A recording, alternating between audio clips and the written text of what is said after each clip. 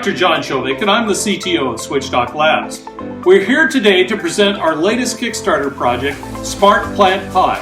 SmartPlantPi is a Raspberry Pi-based environmental monitoring and watering kit, which is designed to be easy to put together with no soldering and give you all sorts of information. But let's let the product speak for itself. Alexa, ask SmartPlant, tell us about you.